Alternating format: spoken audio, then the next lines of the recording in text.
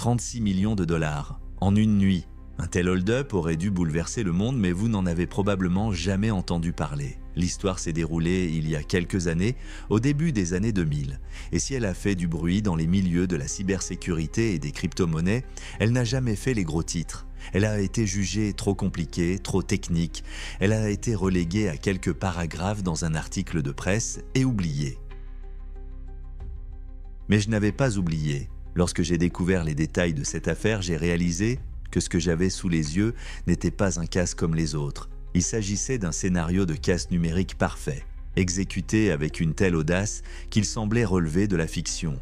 Et plus j'avançais, plus je me rendais compte que derrière ces faits arides se cachait une incroyable histoire de psychologie, de technologie et d'une petite erreur qui a tout gâché. Tout a commencé avec une technologie à laquelle la plupart des gens ne pensent même pas.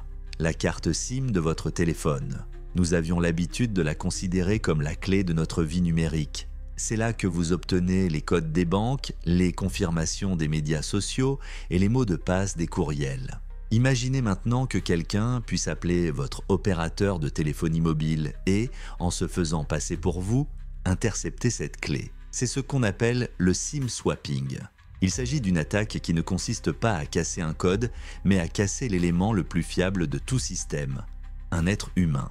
C'est cette vulnérabilité que notre protagoniste a transformée en arme. Les registres officiels le décrivent simplement comme un adolescent de l'Ontario. Il a perfectionné l'art de l'échange de simulation. Il ne s'est pas contenté de tromper le personnel d'assistance. Il a passé des semaines à rechercher ses victimes, à rassembler leurs informations personnelles à partir de dizaines d'anciennes fuites de données. Il connaissait le nom de jeunes filles de leur mère, le nom de leur premier chien et les 4 derniers chiffres de leur numéro de carte de crédit. Il abordait chaque appel comme un acteur se préparant à jouer un rôle majeur dans sa vie. Et lorsque l'employé à l'autre bout du fil répondait enfin « Oui, monsieur, je transfère votre numéro sur une nouvelle carte SIM », le jeu était terminé. En quelques minutes, cet adolescent prenait le contrôle total de la vie numérique de la victime, vidait ses comptes et disparaissait. C'était un plan bien huilé, presque parfait. Et au début, comme tout le monde, je me suis concentré sur l'événement principal, le vol des 36 millions. J'en étudiais l'anatomie, essayant de comprendre comment il avait réussi à contourner les défenses d'un porte-monnaie de ce niveau. Mais au cours de mon enquête, en parcourant les archives de vieux forums de hackers et de chats cryptés, je suis tombé sur quelque chose de plus intéressant. J'ai vu des empreintes de pas, des miettes numériques à peine visibles que cet homme avait laissées bien avant son affaire principale. Il s'agissait de discussions sur des techniques, des tests de pénétration, des attaques mineures que personne n'avait jamais écrites.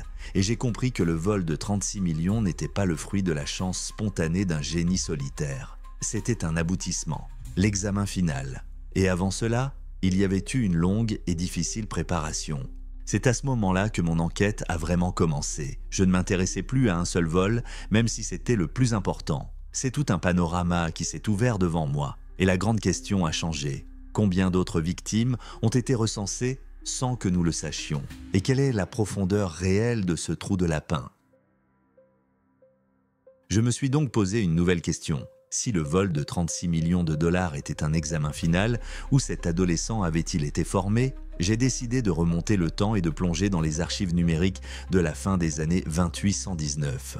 Mon objectif n'était pas de trouver le pirate lui-même, mais son ombre, ses premières traces. Je cherchais des preuves d'attaque trop modestes pour faire la une des journaux, mais qui portaient dans son écriture unique. C'était une chasse dans une véritable forêt numérique, envahie de forums morts et de salles de discussion abandonnées. Mon premier point était l'archive d'un ancien forum de hackers qui était connu pour sa section sur l'ingénierie sociale. C'était l'endroit où la théorie de la tromperie se transformait en pratique. J'ai passé plusieurs nuits à passer au crible des centaines de pages de discussion. Je ne cherchais pas à me vanter ou à obtenir des instructions toutes faites, je cherchais à poser des questions. Un débutant qui veut apprendre se livre toujours en posant des questions. Et je l'ai trouvé. Un utilisateur dont le compte a été supprimé depuis longtemps et dont les messages n'ont survécu que sous forme de citations d'autres personnes. Il ne demandait pas comment pirater. Ces questions étaient de beaucoup plus subtiles.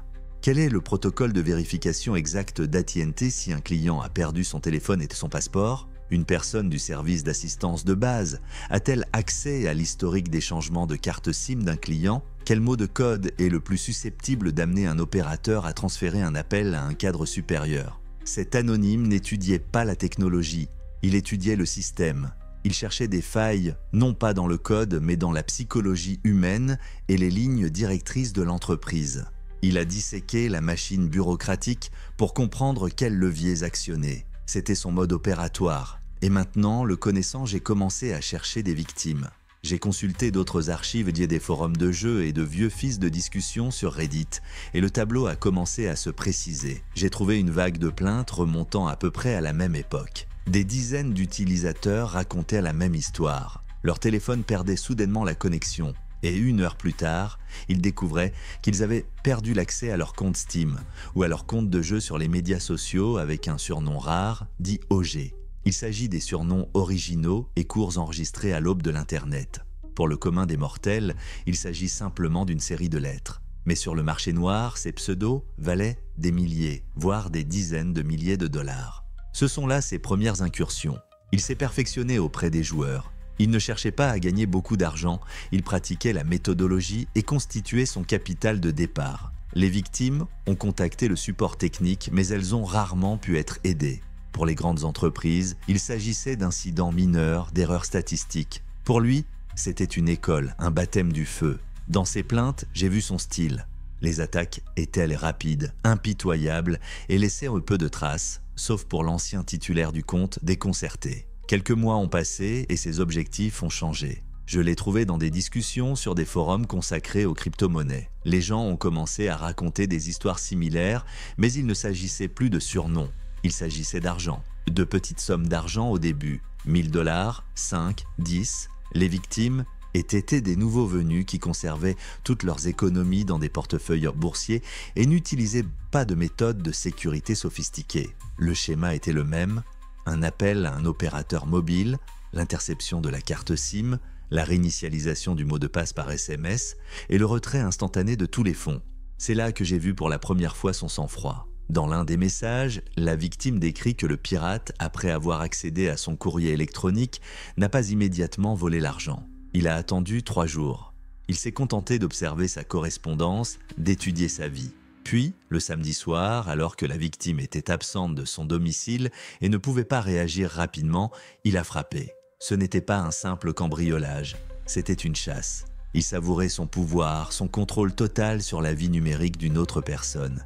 Il était un prédateur jouant avec sa proie avant la morsure finale. Je me suis assis devant l'écran et j'ai rassemblé ces fragments en une seule image. Une évolution s'est déroulée devant moi. Des petits vols d'objets numériques de valeur aux attaques financières graves.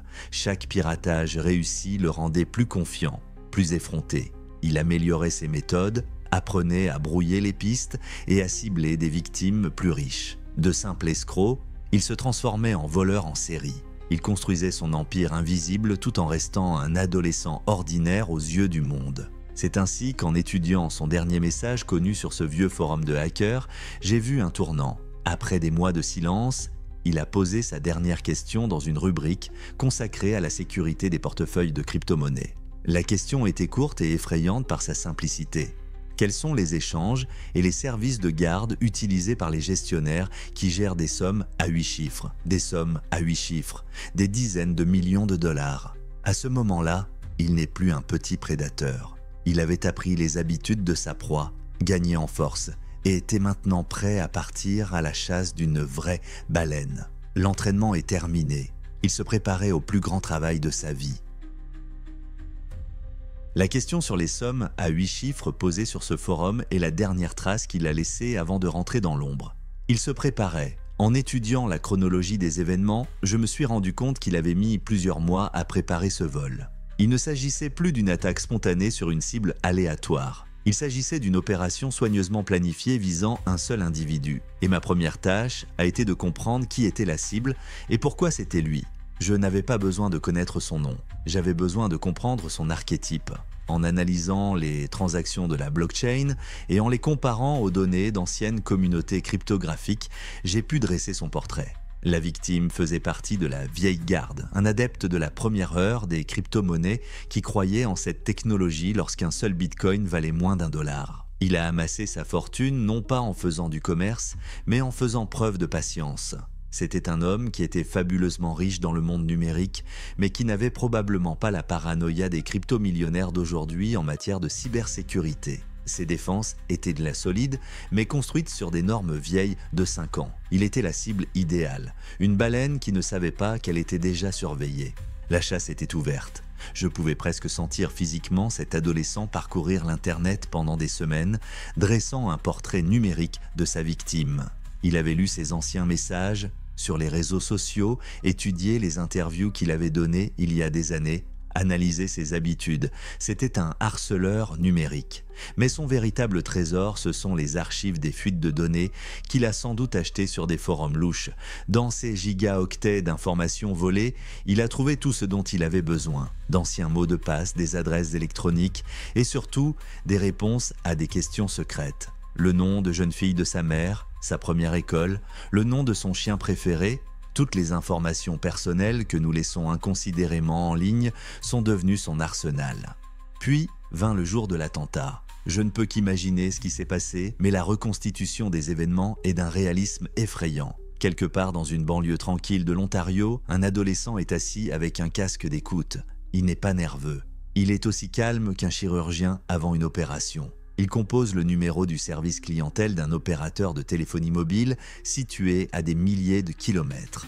À l'autre bout du fil, c'est un employé ordinaire qui lui répond. Un homme fatigué au salaire minimum qui agite en suivant strictement les instructions. La pièce commence. L'adolescent parle avec assurance et calme. C'est un client qui a perdu son téléphone.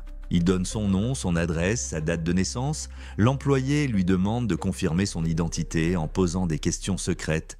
Et pour chaque question, il obtient une réponse instantanée et précise. Le nom de jeune fille de votre mère? La réponse est prête. Le modèle de votre première voiture? La réponse est prête. L'employé du service d'assistance n'a pas l'ombre d'un doute. Le client a été vérifié. Un adolescent demande à changer de numéro pour une nouvelle carte SIM qu'il vient soi-disant d'acheter. L'employé répond à la demande, un clic de souris. À ce moment-là, le téléphone du véritable propriétaire du numéro aux États-Unis perd le réseau et le contrôle total de sa vie numérique passe aux mains du pirate. Une course contre la montre s'engage. Une fois l'ancienne carte SIM de la victime désactivée, l'adolescent n'a que quelques heures pour réaliser ce qui s'est passé et passer à l'action. Mais il n'a pas besoin d'heures, il a besoin de minutes. Il utilise immédiatement son numéro de téléphone pour réinitialiser le mot de passe du compte de messagerie principal de la victime. Le code de confirmation lui est envoyé par SMS. Une fois qu'il a accès au courrier, il a les clés de tout. Il se connecte à son compte d'échange de crypto-monnaie, réinitialise le mot de passe, passe par l'authentification à 2 facteurs et voit le solde devant lui, 36 millions de dollars. Il n'hésite pas une seconde, d'un seul geste, il transfère la totalité de la somme vers un portefeuille anonyme préparé à l'avance. La transaction est enregistrée dans la blockchain. Quelques minutes plus tard, elle reçoit sa première confirmation. Le tour est joué. L'argent a disparu. Il ne peut plus être récupéré. Le casse du siècle est terminé. Le crime parfait. J'ai appris à connaître cette machine sur le bout des doigts. Et plus je l'admirais, plus j'étais troublé par une incohérence. Le vol était une œuvre d'ingénierie sociale. C'était le théâtre d'un seul homme. Mais ce qui s'est passé ensuite, après que l'argent est arrivé dans le portefeuille, a été joué dans un style complètement différent. Les fonds ne traînaient pas. Ils ont été immédiatement divisés en centaines de morceaux et acheminés par un réseau sophistiqué de mélangeurs et de portefeuilles anonymes. Il s'agissait d'une opération de blanchiment d'argent de classe mondiale menée avec une efficacité et une rapidité que seuls les services financiers des syndicats clandestins peuvent atteindre. Ce n'était plus le théâtre d'un seul acteur, c'était le travail d'un orchestre. C'est à ce moment-là que j'ai remis en question l'histoire du génie solitaire. Le mode opératoire était différent. Le vol était audacieux et créatif. Le blanchiment était froid, mathématique et sans âme. C'était le travail de 2 personnes différentes, ou, plus vraisemblablement, d'un homme et d'un système. La question de mon enquête a encore changé. Si l'adolescent était un voleur génial, qui était le banquier tout aussi génial qui a légalisé son butin? Ma théorie selon laquelle quelqu'un d'autre était derrière l'adolescent semblait logique, mais elle restait une théorie. Après le cambriolage, la piste s'est refroidie. L'argent s'est dissous dans des milliers de transactions et il n'y a pas eu de nouvelles pendant plus d'1 an. Pas d'arrestation, pas de déclaration. Il semblait que le crime était vraiment parfait et que le monde ne saurait jamais qui était derrière cette attaque audacieuse. Pendant tout ce temps, comme je l'ai appris plus tard, un travail discret et minutieux se déroulait en coulisses. Une équipe conjointe de la police canadienne, du FBI et des services secrets américains tentait de démêler les chevaux, mais à chaque fois, elle se heurtait au même mur que moi. La piste s'arrêtait au stade du blanchiment d'argent. Et puis, près de 2 ans après le vol, l'auteur a commis une erreur. Une erreur unique, presque insignifiante, née non pas de la cupidité, mais d'un sentiment qui détruit beaucoup de gens. La vanité. L'adolescent qui a réalisé le casse du siècle et est devenu propriétaire d'une fortune en crypto-monnaie anonyme se sentait invulnérable. Il était assis au sommet de son monde numérique et il voulait un trophée, quelque chose qui validerait son statut non seulement à ses propres yeux mais aussi aux yeux de la communauté soudée qu'il respectait. Il voulait un surnom de joueur rare. Le monde des jeux en ligne, comme le monde réel, a ses luxes. Les pseudos OG, nom court d'une seule syllabe enregistré à l'aube de l'ère des jeux, sont un symbole de statut social au même titre qu'une montre ou une voiture de luxe. Notre hacker, qui a commencé sa carrière en volant de tels surnoms, a décidé qu'il pouvait désormais se permettre d'acheter le meilleur. Il a trouvé le propriétaire du nom dont il avait besoin et a négocié un accord d'une valeur de plusieurs dizaines de milliers de dollars. Et il a payé avec des crypto-monnaies. C'est le déclic que les enquêteurs attendaient. Pendant tout ce temps, ils ont surveillé les milliers de portefeuilles impliqués dans la chaîne de blanchiment. Pour eux, c'était une forêt d'arbres en mouvement. Et voilà qu'un de ces arbres étend soudain une branche dans le monde réel. La transaction de quelques dizaines de milliers de dollars n'est qu'une goutte d'eau dans l'océan des millions volés, mais elle est unique. Elle ne menait pas à un autre portefeuille anonyme, mais à une personne précise. Le vendeur du pseudonyme du jeu. Les enquêteurs l'ont immédiatement contacté. Il a bien entendu fourni toutes les informations relatives à l'acheteur. Grâce aux données de la plateforme de jeu, les agents ont retrouvé l'adresse IP, puis l'adresse physique d'une maison située dans la banlieue de Hamilton en Ontario. La boucle était bouclée. La piste financière la plus complexe de l'histoire de la cybercriminalité les a conduits à leur cible par l'achat d'un nom virtuel dans un jeu vidéo. Une arrestation s'en est suivie. L'image prise par la police est surréaliste, pas de bunker souterrain rempli de serveurs, juste une maison ordinaire, une chambre ordinaire et un adolescent ordinaire qui, selon les voisins, était calme et poli. L'homme qui, à lui seul, avait mis les services de renseignement de 2 pays sur les dents, s'avérait être un génie vivant sous le même toit que ses parents. L'histoire s'est terminée en apothéose. Les nouvelles ont explosé avec des titres. La police arrête un adolescent qui a volé 46 millions de dollars canadiens en crypto-monnaie. La version officielle était simple et claire. Un génie solitaire a commis un casse audacieux, mais sa bravade juvénile l'a ruiné. Il a été arrêté et la plupart de ses biens ont été confisqués. La justice a été rendue. C'était la fin du monde, la fin de l'histoire. C'est ce que je pensais aussi. J'avais rassemblé tous les faits, établi un calendrier et j'étais prêt à terminer mon enquête. Toutes les pièces s'emboîtaient les unes dans les autres. Toutes les pièces du puzzle étaient en place. Mais quelque chose me chiffonnait. Un petit détail qui avait échappé à presque tout le monde. En revoyant une dernière fois les données de la blockchain, j'ai examiné à nouveau la transaction relative au surnom du jeu. Et j'ai vu quelque chose que les reportages n'avaient pas vu. Le portefeuille qu'il a utilisé pour payer le pseudonyme n'était qu'un des centaines de petits portefeuilles situés à l'extrémité de la chaîne de blanchiment. Il n'a reçu qu'une infime partie de l'argent volé. Ses dépenses personnelles. Le gros de l'argent, des dizaines de millions de dollars, n'a jamais touché ce portefeuille. Il a poursuivi son voyage dans le labyrinthe et s'est retrouvé sur d'autres comptes, jusqu'alors anonymes. La police avait attrapé le voleur, cela ne faisait aucun doute. Mais avait-elle attrapé le banquier ? Ou bien cette ingénieuse opération de blanchiment d'argent avait-elle été créée par quelqu'un d'autre ? C'est alors qu'une idée terrifiante m'est venue à l'esprit. Et si le fait de l'attraper n'était pas un échec ? Et si l'organisation qui se cachait derrière lui avait simplement sacrifié son meilleur élément pour s'éloigner du véritable argent et des véritables marionnettistes ?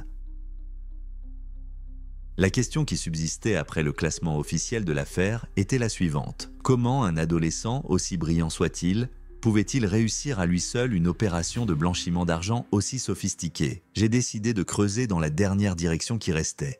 L'environnement, l'underground numérique qui avait donné naissance à ce hacker. J'ai commencé à m'intéresser non pas à lui, mais à l'écosystème dans lequel il existait. Et ce que j'ai découvert a changé à jamais ma façon de voir cette histoire. Ma première découverte a été un concept que les experts en cybersécurité appellent « crime as a service ». Le Darknet moderne n'est pas seulement une collection de pirates solitaires. Il s'agit d'un immense marché de services bien huilé. Il n'est pas nécessaire d'être un expert en tout. Vous pouvez acheter une base de données contenant des informations personnelles sur des victimes potentielles auprès d'un seul fournisseur. Vous pouvez commander un service de filtrage d'une personne spécifique auprès d'un autre fournisseur. Et surtout, vous pouvez faire appel à un service professionnel de blanchiment de crypto-monnaies qui, moyennant un certain pourcentage, fera passer votre argent sale par des milliers de portefeuilles et vous le rendra propre. Cet adolescent ne fonctionnait pas dans le vide, il faisait partie de cet écosystème. En faisant des recherches dans le dossier, je suis tombé sur une référence à un forum où il était actif. À première vue, il s'agit d'une communauté d'achat et de vente de surnoms rares, ceux-là même avec lesquels il a commencé. Mais d'après de nombreuses enquêtes, ce forum était devenu depuis longtemps une zone grise, une véritable bourse d'échange de SimSwap. Les utilisateurs s'y vantaient ouvertement de leur succès et échangèrent leurs méthodes. Ce n'était pas le repère d'un génie solitaire. On aurait dit un club de loisirs pour cambrioleurs en série. Il n'a pas inventé le SimSwapping.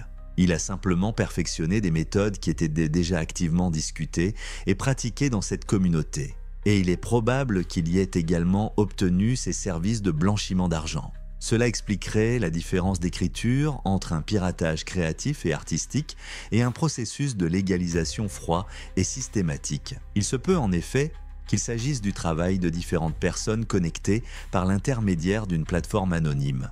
Les avis d'experts que j'ai trouvés dans des rapports spécialisés sur la cybersécurité n'ont fait que renforcer cette théorie. Les analystes des sociétés de recherche sur la blockchain ont déclaré à plusieurs reprises que le blanchiment efficace de montants supérieurs à $1 million indique presque toujours l'implication d'un groupe organisé. Ces groupes passent des années à construire leur réseau de faux portefeuilles et à établir des canaux pour faire sortir l'argent dans le monde réel. Il serait pratiquement impossible pour un adolescent de banlieue de mettre sur pied un tel système en partant de zéro. Et c'est là que tout se joue.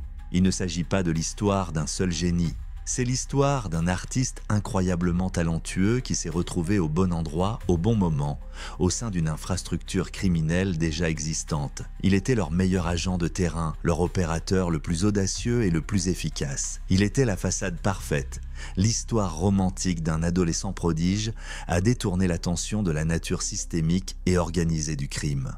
Était-il donc un solitaire? Officiellement, oui. L'affaire est close, le coupable a été trouvé. Mais les faits indiquent autre chose. Ils brossent un tableau dans lequel l'adolescent arrêté n'est que la partie visible de l'iceberg. La pointe qui a été dénoncée ou sacrifiée lorsque l'enquête s'est approchée trop près. L'erreur qu'il a commise en achetant son surnom a permis au système de lâcher du lest en rendant justice à un acteur, même s'il s'agit du plus précieux, afin de maintenir le reste de la structure dans l'ombre. Nous ne connaîtrons jamais toute la vérité, mais une chose est sûre. La police a attrapé l'homme qui a commis le vol. Mais le vrai fantôme dans cette histoire, ce n'est pas lui. Le vrai fantôme, c'est le système décentralisé et sans visage qu'il a créé, qu'il a armé et qui fonctionne probablement encore à l'heure où vous regardez cette vidéo. Nous pouvons donc passer aux conclusions. Mon enquête a montré que l'ère des pirates informatiques solitaires, agissant par intérêt ou pour la gloire, est irrémédiablement révolue. Nous vivons à l'ère de la cybercriminalité organisée, sans visage et hautement commercial. Tous vos mots de passe-fort sont inutiles si le lien qui permet de les récupérer est vulnérable. Toutes les histoires sur les génies insaisissables ne sont souvent qu'un écran commode pour toute une industrie. Et l'idée que cela ne m'arrivera pas est la principale vulnérabilité sur laquelle s'appuient les criminels. Le Darknet moderne n'est pas un simple forum.